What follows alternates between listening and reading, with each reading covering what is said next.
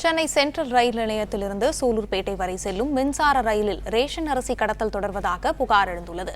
இதுகுறித்த கூடுதல் தகவல்களை செய்தியாளர் வினோத்குமார் வழங்க கேட்கலாம். வினோத்குமார், வணக்கம். தகவல்களை பகிரலாம். தமிழகத்தில் இலவசமாக வழங்கப்படும் ரேஷன் அரிசிகளை பல்வேறு மாநிலங்களுக்கு எடுத்துச் சென்று ரயில்கள் மூலம் கடத்தி சென்று விற்பனை செய்யும் இந்த தகவலானது தொடர்ந்து நடைபெற்று வருகிறது.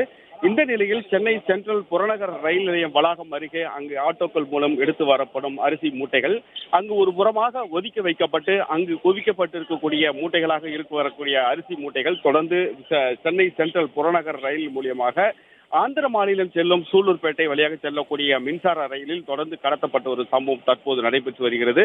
இது தொடர்பான காட்சிகளை தான் தற்போது நாம் பார்த்து வருகிறோம். இந்த நிலையில் பல்வேறு மூட்டைகள், அதாவது 150 200 கிலோ எடை கொண்ட மூட்டைகள் மட்டுமல்லாமல் சிறுக சிறுக சேமிக்கப்பட்டிருக்கக்கூடிய அரிசிகள் அங்கு மூட்டைகளாக கட்டப்பட்டு புறநகர் ரயில் மூலியமாக சூலூர்பேட்டை வரை செல்லக்கூடிய மின்சார ரயிலில் தொடர்ந்து கடத்தப்பட்டு வருகிறது. இதையடுத்து இங்கு இருக்கக்கூடிய பாதுகாப்பு பணியில் இருக்கக்கூடிய காவல்துறையினர் எந்த ஒரு அரிசி கடத்தப்படுவது தொடர்பாக எந்த ஒரு கண்காணிப்பும் செலுத்தப்படவில்லை என்பது இதன் மூலியமாக தெளிவாக தெரியக்கூடிய நிலையில் மட்டும் இதே போல் ஊழல் ரேஷன் அரிசி பொருள்களை கண்காணிக்கக்கூடிய உணவுப் பொருள் வழங்குதல் கண்காணிப்பு குழு காவல்துறையினரும் இது போன்ற ரேஷன் அரிசிகளை கடத்துவதை கண்காணிப்பாக தொடர்ந்து கடத்துவதற்கு உதவி புரிவது போல் அமைகிறது இந்த காட்சி.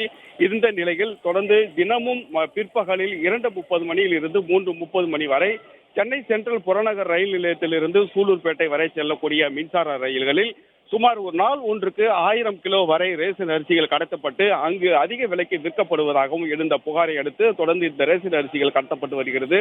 இது மட்டுமல்ல, இது போன்ற செயல்களை தடுப்பதற்காக உணவுப் பொருள் வழங்குதல் துறை கண்காணிப்பு குழு காவல்துறையினர், அதே போல் சென்ட்ரல் ரயில்வே நிலையத்தில் பயணிகளின் பாதுகாப்பு கருதி இருக்கக்கூடிய ரயில்வே மற்றும் ரயில்வே பாதுகாப்பு படையினர் இது போன்ற ரேஷன் அரிசி கடத்தலை ஏன் தடுக்கவில்லை என்ற ஒரு சந்தேகமும் எழுந்துள்ளது.